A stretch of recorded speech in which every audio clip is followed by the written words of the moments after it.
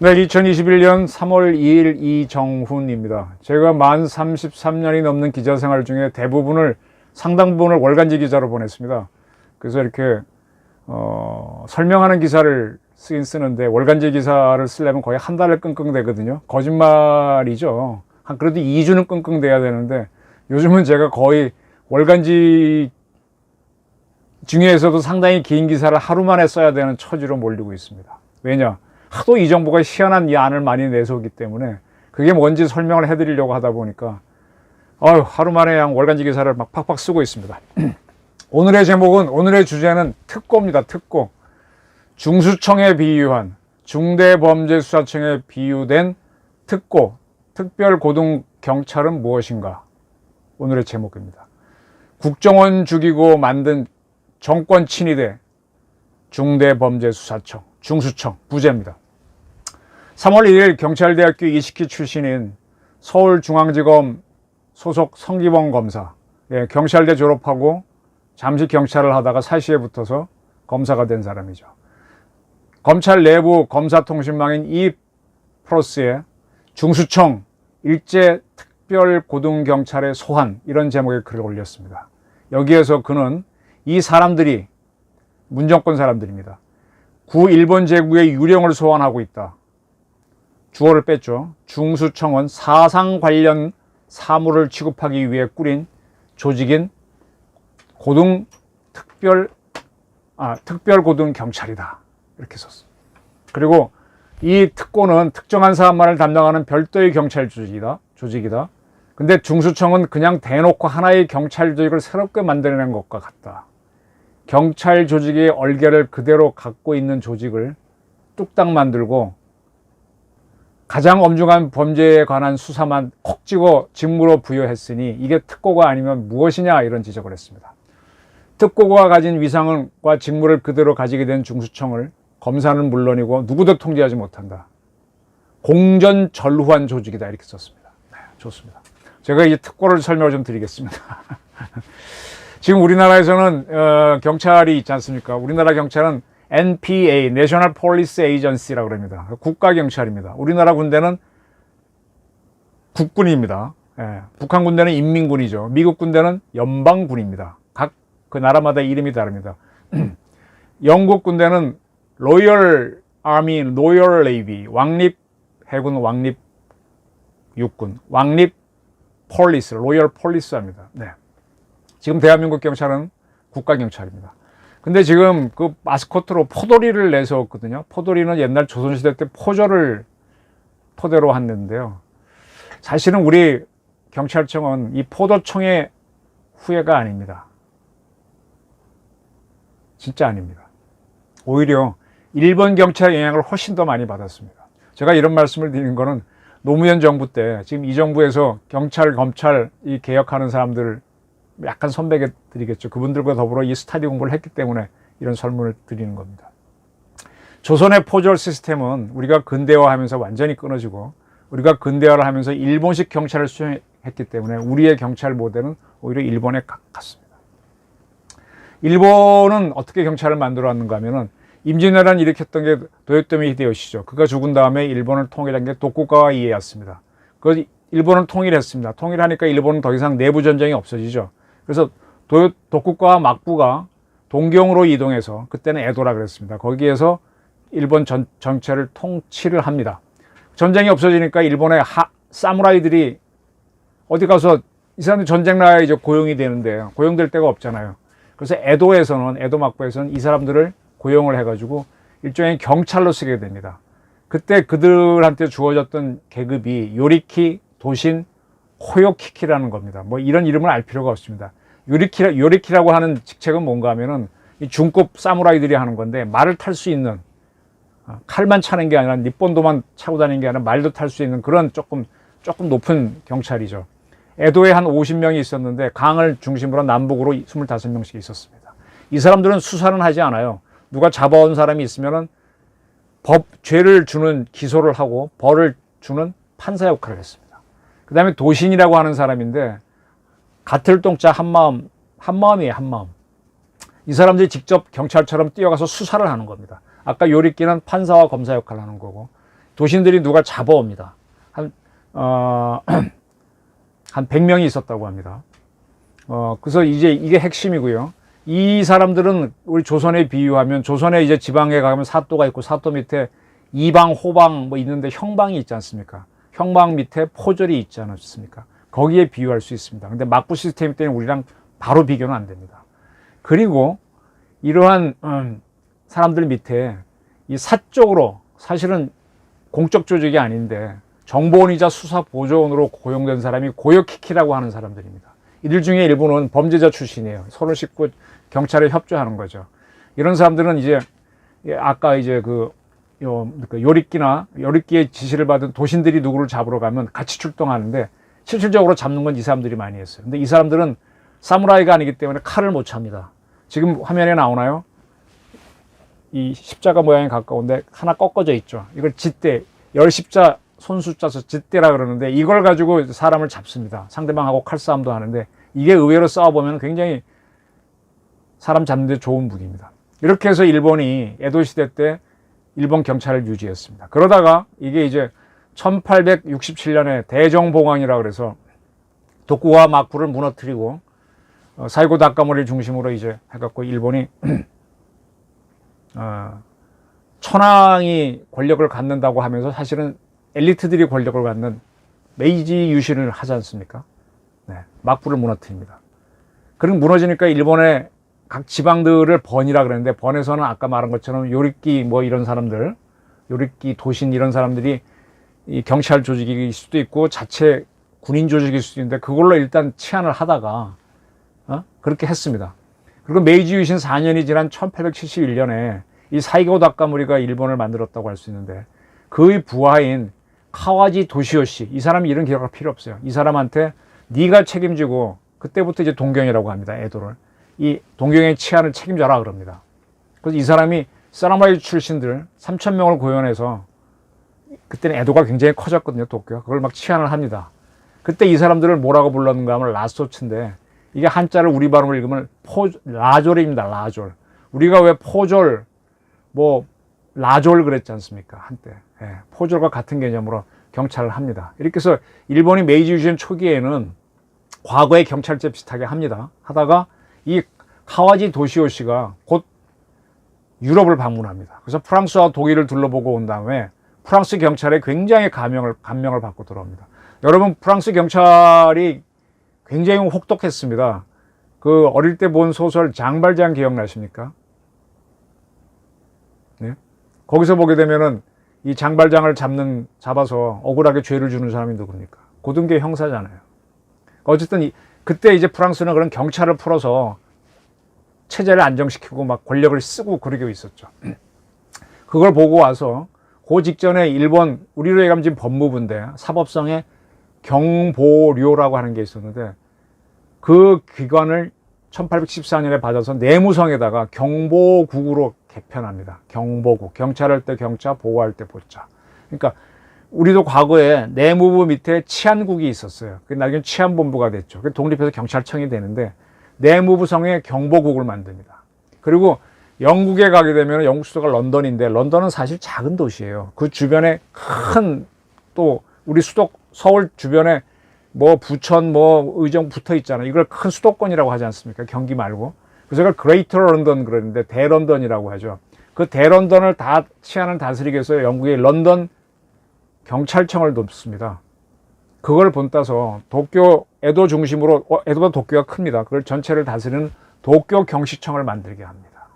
네. 그래서 일본은 1874년에 내무성의 경보국을 만들고 도쿄 경시청을 만듭니다. 그래서 카와지 도시오시는 일본 경찰의 아버지라고 불리는데, 일본 사람들은 뭐 근대화되면서 처음 만드는 사람들은 전부 다 아버지라고 합니다.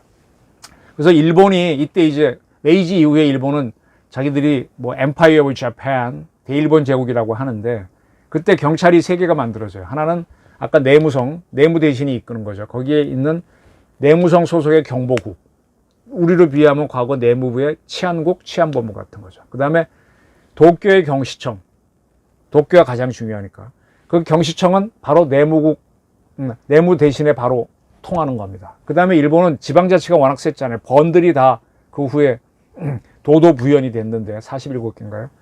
거기에 리더를 지사라 그럽니다. 현의 지사, 뭐 부의 지사 그러는데 그 사람들 밑에 경찰부를 둡니다. 네, 일본 경찰은 지방에 있는 47개 경찰, 도쿄도에 있는 경시청, 그 다음에 중앙정부에 있는 내무성 경찰국 3개로 가게 됩니다. 일본은 원래 연방국처럼 보시면 돼요. 굉장히 지방자치가 강했습니다. 그리고 이제 우리에 앞서 대만을 식민지로 만드니까 거기 총독부를 만드는 총독부에 경무국을 둡니다. 자기네 정부에는 내무성 경보국이고 식민지에는 총독부 경무국을 둡니다. 그 다음에 조선에는 13개 도를 두는데 경기도, 경상도 이렇게 두는데 그때 경상남북도, 경상남북도 이렇게 쪼개고 전라남북도 그때 남북도가 처음 쪼개지죠.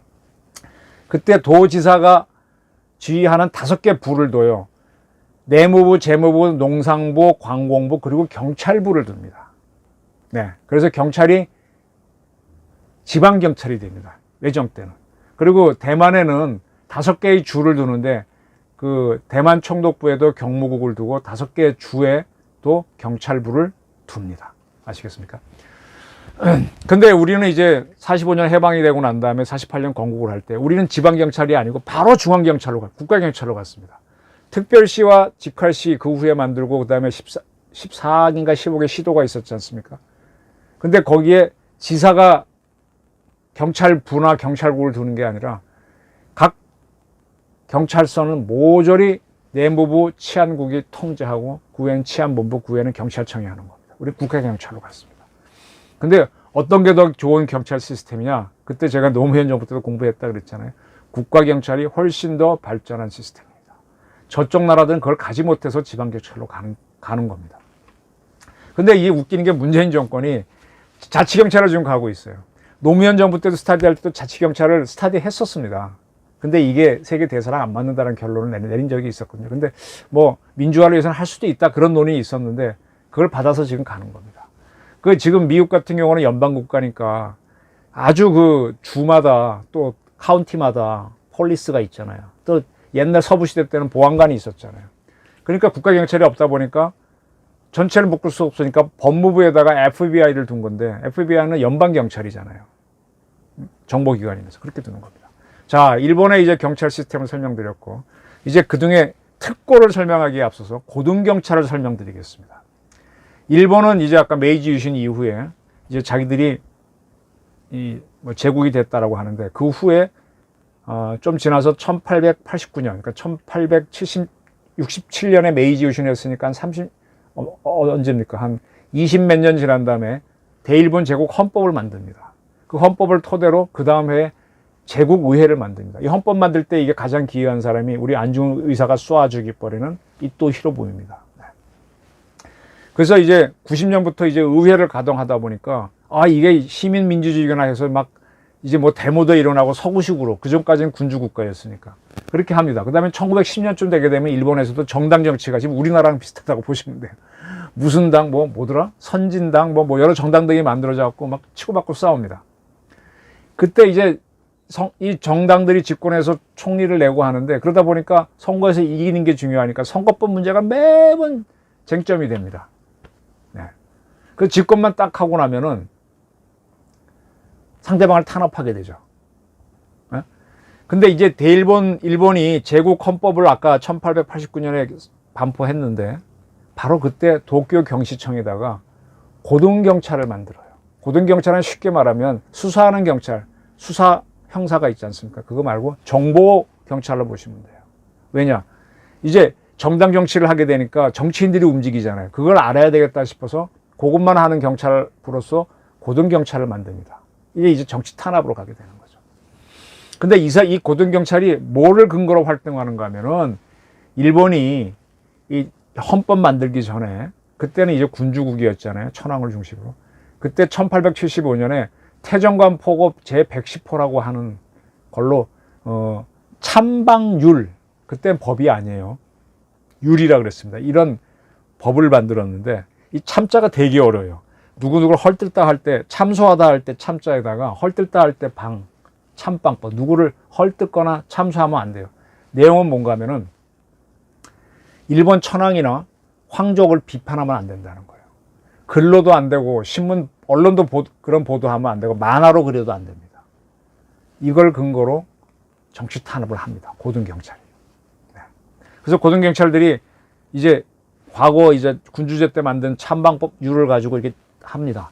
근데 일본이 본격적으로 정당 정치가 시작됐어요. 막 정권이 막 바뀌어요, 의회에서. 그러면 정권이 딱 잡고 나면은 고등경찰을 잡아야 상대방을 잡을 수 있으니까 바로 내분성 대신을 교체하고 그 밑에 경보국 국장을 바꿔버립니다. 또 가장 핵심인 도쿄도잖아요. 도쿄도 경찰청 간부들을 교체해버려요. 그러니까 경찰은 막 정치바람이 휩싸이는 겁니다. 그래서 이 사람들은 고등경찰 때문에 보통 경찰도 죽을 지경이라는 소리가 나옵니다. 이렇게 지나오던 중에 1911년에 일본에서는 꽤 유명한 대역 사건. 대역 사건은 국가 반란 사건이잖아요. 국가 반란 사건. 대역 죄인이요 하는 거 그겁니다. 1910년 5월 달에 무정부주의자, 사회주의자가 일본 명치천황을 암살을 계획했다는 걸로 이렇게 검거가 합니다. 고등경찰이 하는 거죠. 근데 그 당시 일본 형법 73조에는 천황이나 태호, 황후, 태호는 천황의 엄마입니다. 황후는 부인이고요. 세자, 뭐 이런 태자, 뭐 세손 이런 사람들에서 해를 가하거나 가하고자 하는 자, 이게 가하고자 하는 자가 문제입니다. 행동을 했을 때 처벌해야 되는데 가할 의사만 있어도 처벌하는, 이렇게 마음의 뜻만 품어도 처벌하는 법이 일본 형법 73조거든요. 이걸 검거로, 근데 이 법은 사형에 처한다고 돼 있어요. 그럼 불손한 마음만 먹어도. 체포를 해요. 그 26명을 체포했는데, 이런 대역죄는 그 당시 일본법으로는 대법원이, 그 당시에는 일본은 대심원이라 그랬는데 거기 딱 한 번만 재판하게 돼 있어요. 3심제가 아니에요. 근데 그 재판에서 증인도 없이 기양했고 26명 전체를 일본 검찰이 사형 구형을 하고, 일본 법원, 대법원은 24명한테 사형을 선고하고 두 사람한테는 징역 11년과 7년을 선고합니다. 그렇게 되니까 일본도 그때 우리나라처럼 언론이 있었거든요. 지금 우리도 언론 자유가 별로 없어서 제가 유튜브에서 떠드는데, 일본도 그런 상황이지만 이렇게 이런 공간이 언론이 떠들었습니다. 그걸 막 비난하고 해외에서 비난하니까 일본 천황이 사형 선고된 12명, 24명 중에 12명은 사형을 면해주고 뭐 그렇게 합니다. 뭐 무기징역으로 가게 되는 거죠. 그런데 일주일도 안 돼서 사형 선고 확정된 사람들 다 죽여버려요. 이것 때문에 일본의 고등검찰이 유명해집니다. 그리고 일본은 경찰이 내부 문제를 딱 장악하는 국가로 가게 되는 거죠. 그래서 일본의 이 사회주의 세력들, 반천황 세력들이 깨갱하고 죽습니다. 그리고 이걸 겪고 난 다음에 특별 고등경찰을 도쿄 경시청에 만듭니다. 이제 고등경찰보다 하나 더 센 놈 만들자 그래서 특고, 줄여서 특별 고등경찰인데 줄이면 특고죠. 특고를 일본말로 텄고라는, 텄고. 여기 일본자 써놨죠. 이걸 영어로 쓰면 TOK요. 토코입니다. 토코. 이거 얘네들이 하는 건 일본 체제 유지인데 일본 천황을 욕하지 말라. 그걸면서 그걸 핑계로 어떤 반체제든 다 잡아넣는 겁니다. 마음에 불손한 마음만 품어도 잡는 겁니다. 이 특고가 동경경시청의 특고가 내무성 경보국과 바로 통합니다. 이렇게 해서 2년 후에 내무성에서는 경보국에 보안과를 만드는데, 보안과에서 특별 고등경찰 임무를 하게 되고, 그때 일본도 외교를 했으니까 일본에 들어온 외국인들을 관리하는 외사경찰, 그 다음에 노사 문제가 지금 우리도 시끄러웠는데 그걸 다루는 노동 문제를 다루게 합니다. 네. 그래서 도쿄 경시청 특고하고 내무성 경보국 보안과가 서로 내통이 되는 거죠. 네. 그리고 11년이 지난 다음에 1920년 일본에서 처음으로 일본 공산당이 만들어집니다. 딱 일본 도쿄 경시청이 워치하기 시작하는 거죠.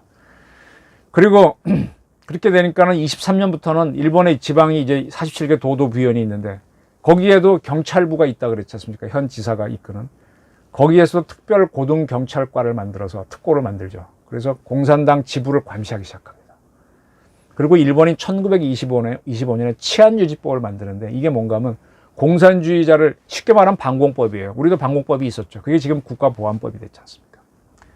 특고는 이 법을 근거로 활동하기 시작합니다. 천황제 반대자도 잡지만 공산주의자를 탄압하는 겁니다.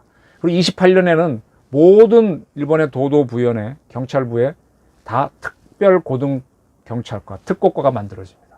그리고 모든 경찰서에, 일본의 도도부현에는 또 그 밑에 경찰서가 있는데 거기도 특별 고등계가 만들어집니다. 특고가 만들어지는 거죠.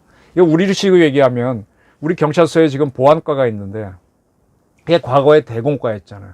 그게 이제 보안법 가지고 노동운동도 잡고 학생운동 잡고 뭐 간첩도 잡고 그렇게 활동 그 비슷한 겁니다. 네. 그리고 1928년 일본에서 3.15 사건이라고 하는 게 터집니다. 일본 역사를 제가 너무 많이 얘기하는데 일본이 그 해에 처음으로 보통선거를 합니다. 보통선거는 직업과 신분과 계급과 관계없이 인종 관계없이 국민이면 똑같이 한 표를 쓰는 거거든요. 그전엔 일본이 그렇지 않았던 거죠. 이때 해보니까 공산당, 노동당, 뭐 농민당 이런 데가 많았는데 거기서 많은 사람들이 이제 당선되고 하니까 시끄러워집니다. 그때 일본 경찰이 특고가 나서갖고 치안유지법, 반공법이잖아요. 다다다닥 잡아서 1600만 원을 날려버립니다. 이렇게 되니까 특고가 힘을 쓰기 시작하니까 이게 사실은 일본 경시청, 동경시청 고등경찰서 나왔는데 교등경찰을 없애고 이게 특고로 흡수가 됩니다. 그래서 고등경찰이 일이 더 커져요. 그때부터 뭐 하느냐. 그때 일본이 이제 한참 군국주의로 나가니까 뭐 전쟁을 하는데 그 전쟁에 반대하는 평화론자들이 있어요. 그 반전 운동가를 잡고 또 일본이 이제 국교까지는 아니지만 일본이 신도를 국교화했지 않습니까? 그거와 반대되는 종교를 신흥 종교를 이렇게 탄압합니다. 그때 일본 지금 가면 천리교가 있는데 일본 천리대학이 천리교가 생긴 건데 이게 신도는 아니거든요. 유사 신도인데 그런 데를 탄압하죠. 그래서 우리 경찰도 보게 되면 신흥 종교를 우리 국정원도 상당히 오랫동안 워치하고 하지 않습니까? 사이비 종교를 탄압한다는 얘기로. 그리고 출판 경찰이라는 걸 만들어 갖고 또 뭘 하는가 하면요. 우리 이렇게 책을 내면은 이런 책들을 누가 다 읽어보고 사상 검사를 합니다. 네. 사상 검사를 해서 출판 경찰에서 판단해 갖고 이건 문제 있다 그러면 그 책 내용을 지워야 되고 뭐 그런 것도 했었습니다. 그리고 관료들에 대한 감시도 합니다. 뭐 신원 보증 같이 하는 거죠. 신원 증명서. 그 결국은 뭐냐? 나치의 게슈타포가 되는 겁니다. 그리고 치안유지법은 아까 말한 대로 범죄 행위가 없어도 체포할 수 있는 거예요. 아까 찬방률도 범죄 행위가 없어도 천황을 반역할 마음을 품어도 체포할 수 있어요. 그렇게 되는 겁니다. 게슈타포 다 아시죠? 1933년 바이마르 공항에서 나치가 집권합니다. 그때 헤르만 괴링이 프로이센 경찰이죠. 바이마르 공항이. 거기에서 정치, 그 다음에 정보 활동만 하는 경찰만 띄어내서 만든 게 게슈타포입니다. 그거를 나치 친일의 대장 하인리 히물러가 딱 지휘권 받아가지고 비밀 경찰로 하는 거죠. 네. 일본 경찰, 그러니까 도쿄 경시청 안에 특고는 비밀 경찰이 되는 겁니다. 나치당이 있는데 나치 안에 특별 경찰을 하는 게 게슈타포가 되는 겁니다. 우리나라도 비밀 경찰이 뭡니까? 그게 국정원인 겁니다. 모든 나라가 이렇게 비밀 경찰과 일반 경찰을 유지합니다. 그래서 게슈타포는 좌익계 인사, 그 2차 대전 전에 독일도 굉장히 반공 국가거든요. 유대인들 잡고 동성애자 체포하고 뭐 강제 수용소 보내고 막 합니다. 2차 대전 동안에는 자기네가 점령한 지역에서 파르티잔 투쟁이라든지 또는 뭡니까 그 프랑스에서 레지스탕스 같은 걸 잡는 게 이런 사람들이 하는 거죠. 네. 그리고 소련 들어갔을 때는 유대인 학살하는 것도 이 사람들이 했고요. 게슈타포가 했죠. 그래서 특고와 게슈타포는 보안법 토대로 활동했던 우리의 안기부, 중정, 국정원 초기의 단계 그런 비밀 경찰이 비교할 수 있습니다. 근데 이거와 또 다른 게요. 우리가 국정원이 미국의 CIA를 모방했다 그랬는데 미국의 CIA는 육군성, 해군성, 국무성 2차 대전 때 그 3개 부처가 모여서 만든 OSS에서 유래합니다.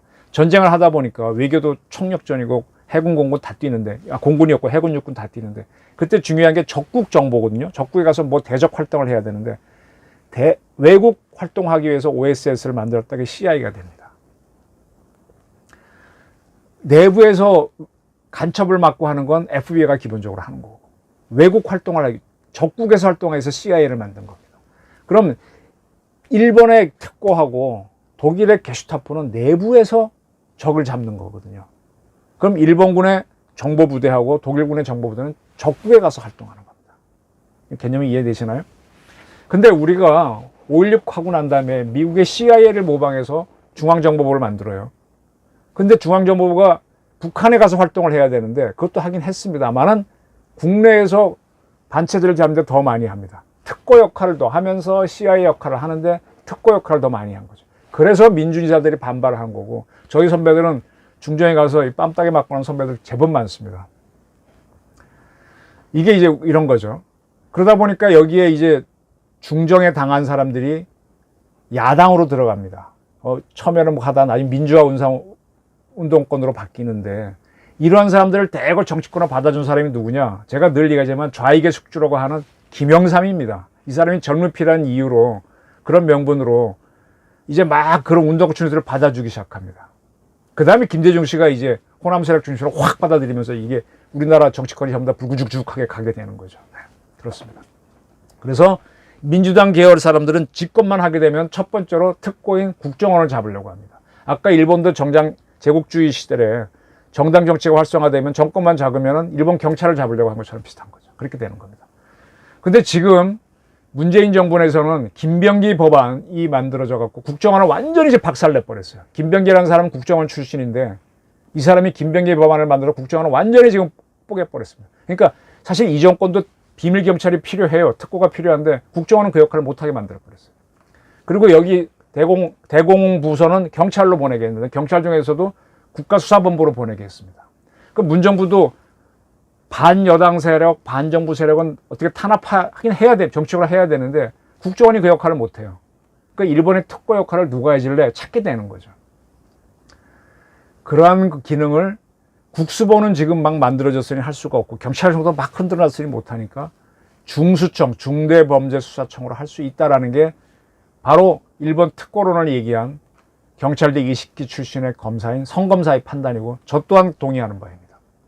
지금 이 정권에서는 자기는 정권을 안정화하기 위해서는 고위공직자, 공무원들은 공수처로 꽉 잡고 고위공직자 아닌 사람들 중에도 재벌도 있고 여러 가지가 있지 않습니까? 대한민국 독립하려고 할 때 당대의 재벌이었던 인천 김성수가 돈을 댔지 않습니까? 그분이 일본에 협조해서 뭐 고위 관리를 한 것도 아니잖아요. 그거 잡으려면은 다른 세력이 필요하지 않습니까? 마찬가지로 그래서 중수청을 만드는 거죠. 이 정권에서.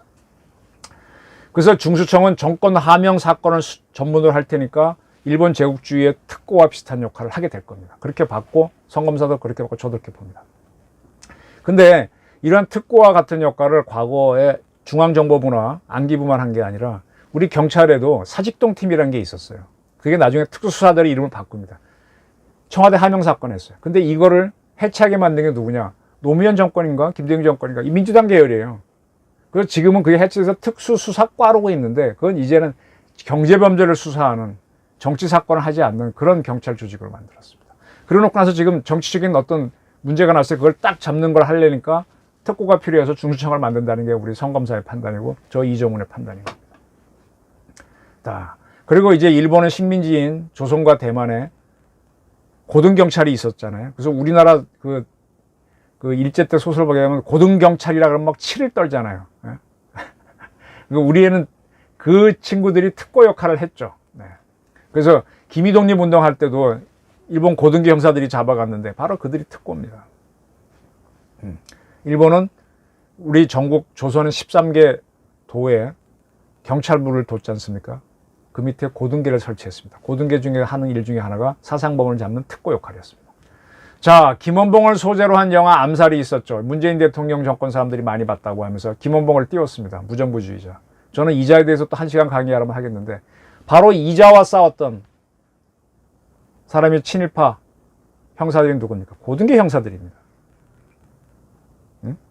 네, 그렇게 이 정권 사람들은 고등계 형사들을 싫어하는데 고등계 형사 기능을 할 수 있는 조직을 지금 만들고 있다는 게 우리 성검사의 판단인 거죠. 자, 일본이 제국주의 시절 때 경찰이 얼마나 강력했는지 설명을 드리겠습니다. 1933년 오사카에서 고스톱 사건이라고 하는 게 일어났습니다. 우리 치는 화투 치는 고스톱이 아닙니다. 갔다가 섰다가 하는 거. 신호등이 파란불이면 가죠. 고고, 빨간불이면 스톱이죠. 예, 그래서 청적 사건이라고도 합니다.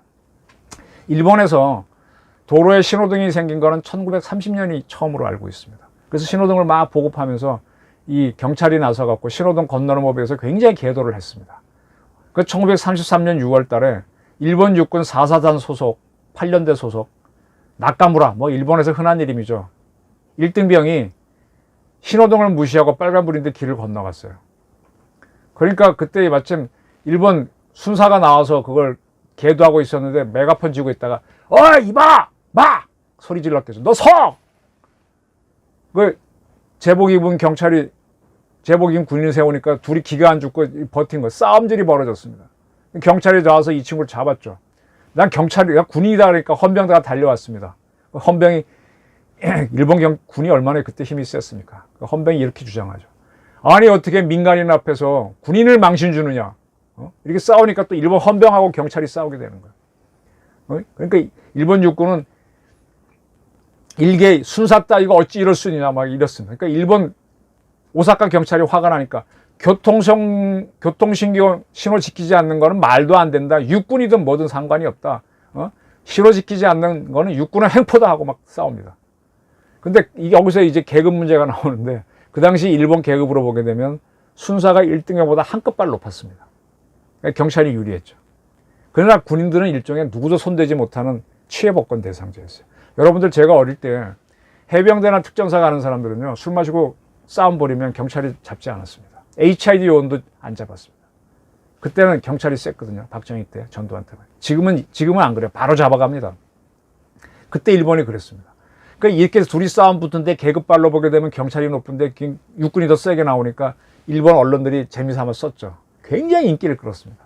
이게 커지니까 그때 일본의 육군 대신 육군 장관이죠. 별 4개가 합니다. 유일한 육군 대장입니다. 그 친구가 나와서 뭐 싸다오라고 하는데 육군의 명예를 걸고 경찰 측의 사과를 받아내겠다 이렇게 합니다. 그러니까 일본은 이제 경보국인데 그 위에 내무 대신 있잖아요. 그 두 사람 내무 대신 다스오라는 사람하고 경보국장 마스모토가 나와가지고 군부의 압력에 절대로 밀리지 말고 한 걸음도 양보하지 말고 사과하지도 말고 원칙대로 체포하고 기소해라 이럽니다. 그러니까 막 언론이 재밌어서 쓰기 시작합니다. 뭐 난리가 났죠. 그 와중에 오사카 경찰서장이 고민하다가 갑자기 병이 걸려 죽어버려요. 근데 그때 이제 그러니까 목격자를 갖고 와서 누가 잘못했냐, 뭐 누가 신호등 건넸냐 이러는데 다 도망갔는데 어리버리했는지 닭가다라는 사람이 어떻게 유일하게 목격자로 잡혔어요. 헌병대 끌려가 조사받고 경찰서 끌려가 조사받다가 너무 괴로워갖고 달려오는 철도에 뛰어들어 자살합니다. 그러니까 일본이 더 언론들이 막 마구잡이로 쓰는 거죠. 이게 결말이 나겠습니까? 그때 일본 쇼와 천황이 뭐 자기 회의 때 오사카 사과는 어떻게 되어가는가 이게 아마 짜고 치는 거였던 것 같아요. 그러니까 육군 대신 아라키가 경찰에 대해 선처를 하겠다라고 하면서 그때부터 이제 내무성하고 서로 합의를 하고 육군 사단장하고 또 경찰 오사카 부 책임자하고 하고 뭐 경찰서장하고 연대장하고 악수하면서 끝냅니다. 그렇게 그때 일본은 군국주의로 갈 텐데 군이 셀 텐데 경찰이 이렇게 대들었거든요.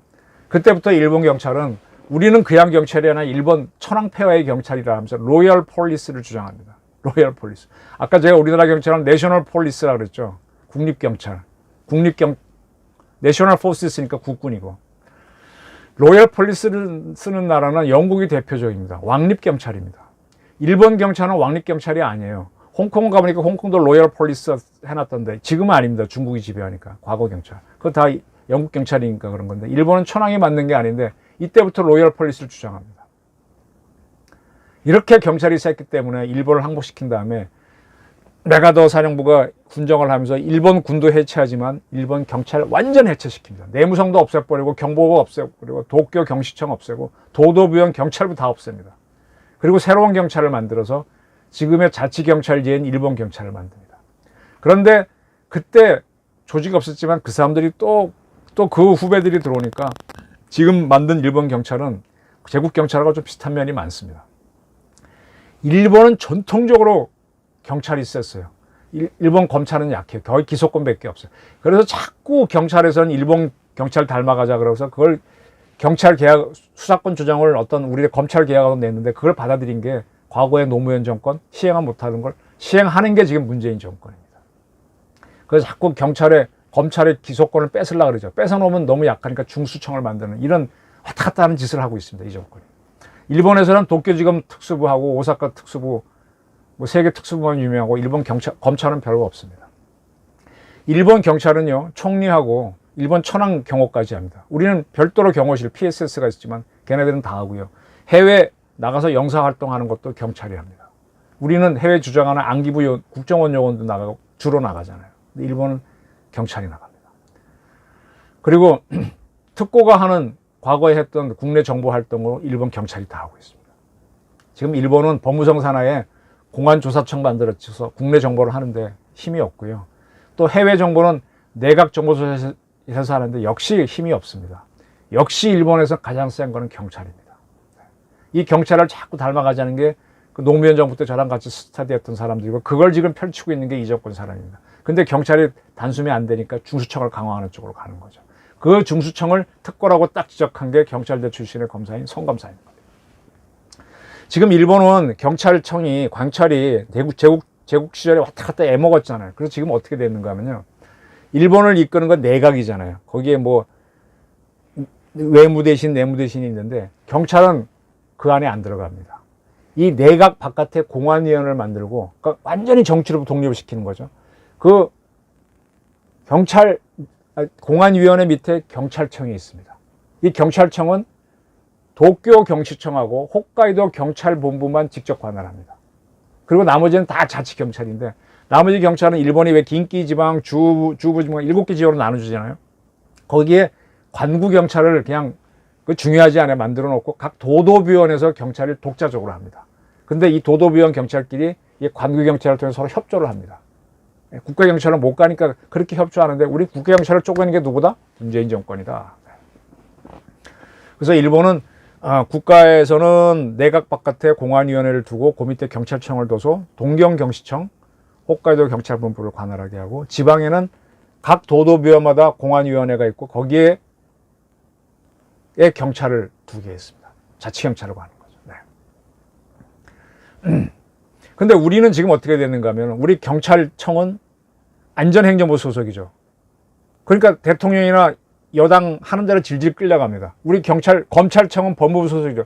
질질 끌고 가겠다는 게 이 정권이잖아요. 그것도 안 되니까 중수청을 만들어서 법무부 산하에서 질질 끌고 가겠다는 거잖아요. 미국의 법무부는요, 대통령으로부터 독립해 있습니다. 그래서 제너럴 아톤이에요. 근데 이걸 거꾸로 해석하는 게 누구다? 추미애 박범계다. 이렇게 되는 겁니다. 참 나쁜 사람들입니다. 이 사람들 다 사법고시한 사람들인데 악용하고 있습니다. 다시 제국주의 일본으로 돌아가자는 거죠.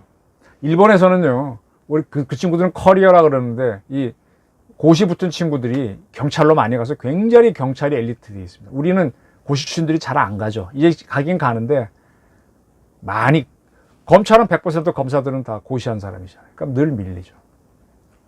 자, 미 군정은요, 우리 해방시킨 다음에 총독부의 경보국을 통해서 치안 유지를 했습니다. 그리고 이제 그 경보국이 이제 우리의 치안국이 되는데 그때 경찰 유공염자가 들어갔기 때문에 일본에 협력한 사람들이 많이 갔잖아요. 그래서 친일파가 경찰에 많았습니다. 반대로 군에는 좌익들이 많이 들어갔어요. 보호받기 위해 들어갔는지. 그리고 또 하나 특이하게 월남한 사람들이 북한에 대한 적개심 때문에 경찰보다도 군에 많이 갔습니다. 그러니까 군에는 좌익과 우익이 다 있었습니다. 근데 군에 좌익들이 많아가지고 이 군과 경찰의 충돌이 잦았어요. 미 군정 시절에. 그래서 이 제주 4.3 사건이라든지 여수 순천 사건 같은 경우는 좌파들이 일으키는데 그 탄압을 그걸 잡으러 누가 갑니까? 경찰이 갑니다. 근데 경찰이 싸우다가 이 군이 지원 나가야 되면 군에 있는 좌익들이 거꾸로 일로 붙어갖고 막 사건이 뒤죽박죽이 되는 거죠. 그러다가 이제 군에도 보수 세력, 우파가 많으니까 그 세력들이 와서 이걸 밀어붙이면서 우리가 이 6.25 전쟁 전에 좌익을 정리하는 거죠. 그래서 군에서는 그 많은 좌익을 없애는 게 여수 순천 사건 때 있었던 숙군 수사입니다. 숙군 수사할 때 누가 걸리느냐? 박정희가 걸리는 거죠. 박정희도 원래 공산계열입니다. 그때는. 근데 그때 전향을 하죠. 그래서 그때부터 방울투사가 나와가지고 대한민국을 발전시키게 되는 겁니다. 그 경찰이 건국 직후 우리나라 굉장히 셌습니다. 검찰은 존재감도 없었어요. 일본 그대로 따라왔기 때문에. 그래서 경찰이 너무 힘이 센데 그 경찰을 누가 통제하는가 하면 5.16을 일으킨 박정희 세력이 딱 휘어잡습니다. 그리고 그때부터 검찰의 지휘를 받도록 하면서 경찰이 약해지고 검찰이 세집니다. 근데 검찰은 대부분 아까 그 사실을 붙은 친구들이라서 똑똑하니까 이제 좀 적법하게 우리 민도가 떨어졌잖아요. 그래서 우리 사법 체계가 좀 올라갔던 겁니다. 그래서 경찰이 자꾸 떨어지니까 전두환 시절에 뭘 만들어요? 경찰대학을 만듭니다. 경찰대학 일기가 저랑 동기들인데 그 친구들이 갈 때 저 아마 경찰대학 시험 봤으면 떨어졌을 것 같아요. 서울대 다음으로 셌는데 굉장히 엘리트들이 많이 갔어요. 그래서 경찰의 엘리트화자 그랬는데 그 경찰대에 나온 성검사가 특고 얘기를 하는 것을 저는 상당히 주목합니다. 자, 일본은 경찰 우위, 우리는 검찰 우위 국가로 지금 왔는데 특이하게 미국은 경찰 우위입니다.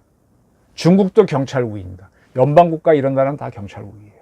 그 굉장히 경찰을 무서워합니다. 우린 경찰 그렇게 안 무서워요. 저희 학교 다닐 때 뭐 데모할 땐 두려웠지만 요즘은 뭐 그렇게 안 무서워.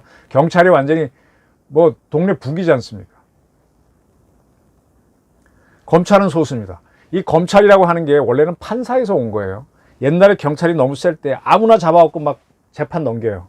근데 이게 불법 수사가 있으니까 무죄가 나오니까 판사들이 일부가 경찰을 지휘하러 갑니다. 그래서 요렇게 법에 맞게 수사해라 가르쳐 주는 게 그게 검사가 되는 겁니다. 그래서 기소하기 전에 사법이 검사가 하는 거고 기소한 이후에 사법을 하는 게 판사가 하는 겁니다. 검사가 그래서 수사를 지휘하고 수사를 하는 거거든요. 이렇게 하게 되면은 상대적으로 보호받는 건 누굽니까? 국민들입니다. 막 무법첨지로 경찰은 막 잡는 게 중요한 거죠. 범인 잡는 거. 그죠? 마음에 품은 것도 잡아버리니까. 그래서 우리가 검찰 국가로 왔는데 이게 문제라고 보는 게 문재인 정권인 거죠. 자, 문재인 정권은 지금 김병기 법안으로 국정원을 죽였어요. 또 경찰은 약하고 국수본을 지금 만들었는데 국수본의 대공파트를 보내는데 3년 후에 이게 활성화됩니다. 이 대공파트를 통해서 국정원도 특고 역할을 했던 건데 지금 특고를 할 수가 없잖아요. 근데 지금 검찰은 바로 가동할 수 있는데 지금 검찰청이 고유 임무를 하면서 이 정권의 비리를 잡으니까 말을 안 들으니까 중수청을 만들겠다는 게 박주민 등 청와대의 생각이잖아요. 이광철 등. 그러면 중수청은 특고 역할을 할 수가 있는 거죠. 그 지금 이 정권에서 어떻게 합니까? 가짜뉴스 단속하겠다. 이게 뭐예요? 일본이 했던 치안유지법, 뭐 방공법, 뭐 그런 성격과 비슷한 거가 되는 거죠. 지금 180석이나 갖고 있고 또 협력하는 정당이 있으니까 마음만 먹으면 치안유지법, 찬방률, 일제때 같은 거 다 만들 수 있습니다. 정부 비판하는 거 다 막을 수 있어요. 자, 이 정권 봅시다. 이명박 정권이 했던 4대강 사업은 헛돈 쓰는 토목공사라고 하면서 가덕도 공항은 왜 이렇게 빨리 무리하게 정권 말기에 추진합니까? 막 특별법 만들어서 후딱 갑니까? 울릉도 공항 짓는 거 제가 굉장히 오래전부터 20년 전부터 관심 있게 봤는데 이제서야 시작됐는데 흑산도 공항은 10몇 년이 지나도 아직 못 갑니다. 원래 그런 겁니다. 정책이라는 게. 환경 문제 다 봐야 되는데 3개월 만에 후루룩 강. 이게 독재입니다. 이런 걸 비판하게 되면 가짜뉴스로 잡을 수 있는 게 중수청이 되는 거죠. 특고입니다. 특고. 국수본은 경찰청 산하입니다. 경찰청은 안전행정부 산하죠. 그러니까 대통령이 마음대로 할 수 있죠. 중수청은 특고죠. 그죠? 근데 이 중수청은 법무부 소속이니까 대통령이 또 마음대로 할 수 있죠. 국정원은 이미 김병기 반을 죽여놨으니까 그건 못 쓰니까 중수청을 쓸 수밖에 없는 거죠. 네. 자, 이렇게 중수청 만들 바에는 왜 대검 중수부를 없앴냐는 말을 할 수밖에 없어요. 그때는 자기네들 잡으니까 싫다고 없애놓고 그래서 대검 반부패 강력부로 만들어 놓고 아무 대검 반 강력부를 제대로 하든지 윤석열을 미워서 이런 중수청을 만들겠대요. 코미디 아니에요? 이런 코미디를 정권마다 제가 보는데 노무현 정권 때 이모라는 사람을 통해서 NSC를 통해서 북한과 대화를 하려고 했었어요. 뭐 이모 씨, 이정석 씨죠. 다 아는 거니까. 그게 못마땅해갖고 이명박 정부는 NSC의 사무처를 없애고 NSC를 거의 가동 안 했어요. 그러다가 안보 컨트롤 타워가 없잖아요. 천안함 연평도 때 당하니까 쩔쩔맸습니다. 박근혜 정부도 NSC가 마음에 안 드니까 헌법기가 그리고 또 그걸 안보를 안 할 수 없으니까 갑자기 국가안보실을 만듭니다. 그걸로 NSC 기능을 포괄해서 하게 했어요. 근데 국가안보실은요 헌법기구가 아니고 NSC는 헌법기구입니다. 국가안보실에 관한 법률도 없을걸요? 그냥 대통령 명령으로 했을 겁니다. 웃기죠? 명령이 헌법을 누르는. 그렇게 만드는 국가안보실을 지금 문정권 사람들은 대북 창구로 쓰고 있어요. 국정원과 더불어. 더 웃기죠? 이게 막 정치의 왜곡이 일어나 헌법, 법률, 명령, 체계를 무시하는 겁니다. 웃기는 농단이죠. 법치가 무시되는 거죠. 그리고 검찰청을 무력화하기 위해서 중수청을 만드는 것도 근데 만들어놓으면 특고가 된다. 그럼 결국 이게 문정권의 중정, 문정권의 안기부, 문정권의 특고가 될 수 있는 거죠. 네. 법치 무시하는 코미디만 하는 거죠. 제가 이렇게 설명을 드렸습니다. 일본의 특고 역사까지 들어와서 설명을 들어서 너무 긴데, 자, 성검사의 충정을 한번 우리 사회가 받아줬으면 좋겠습니다. 저도 굉장히 공감합니다. 분명히 말씀드리지만 조직은 건들수록 커집니다. 조직은 함부로 손대는 거 아닙니다. 정권 맘대로가 아니라 헌법과 법률이 위임해진 대로 하십시오. 뭐 이번에 박범계 장관 이문정 검사한테 서울지검 검사 주는 건 적법하다고 주장하고 있는데 참 뻔뻔한 사람입니다. 법했다는 사람이. 이 정도로 권력을 쥐고 있으면은 지고지선 마음대로 할 수 있다고 생각하는데 이게 제왕적 대통령제, 군주제로 간 큰 잘못입니다. 저는 여기에 대해서는 국민 여러분들이 국민저항권 차원에서 한번 저항하는 것도 저는 옳다고 말씀드리고 싶습니다. 네, 제 의견을 마치겠습니다. 감사합니다.